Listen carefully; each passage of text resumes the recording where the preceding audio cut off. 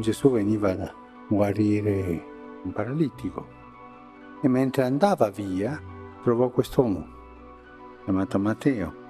Dice il Vangelo, vide un uomo chiamato Matteo. E dov'era quell'uomo? Seduto al banco delle imposte, uno di quelli che facevano pagare le imposte al popolo di Israele per darli ai romani, un traditore della patria. Questi erano disprezzati. Quell'uomo si sente guardato da Gesù, gli disse seguimi, ed egli si alzò e lo seguì. Ma cosa è successo lì? Qual era la forza dello sguardo di Gesù? Sicuramente lo ha guardato con tanto amore, con tanta misericordia. Quello sguardo di Gesù misericordioso. Seguimi, vieni.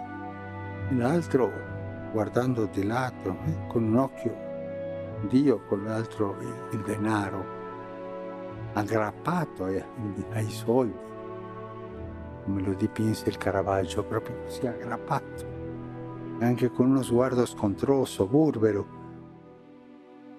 E Gesù amorevole, misericordioso. E la resistenza di quell'uomo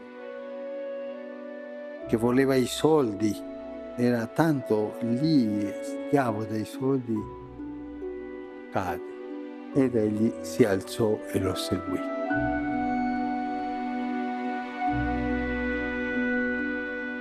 È la lotta tra la misericordia e il peccato.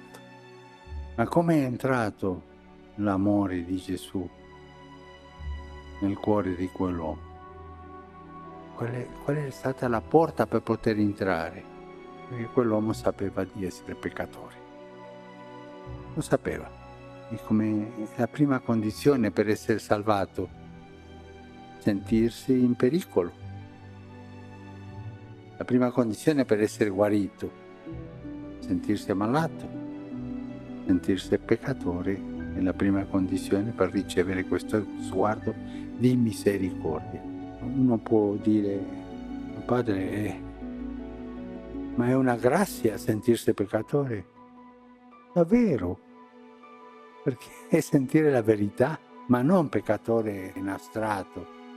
Peccatore per questo, per questo, per questo, per questo. Peccato concreto. E tutti noi ne abbiamo, e ne abbiamo tanti.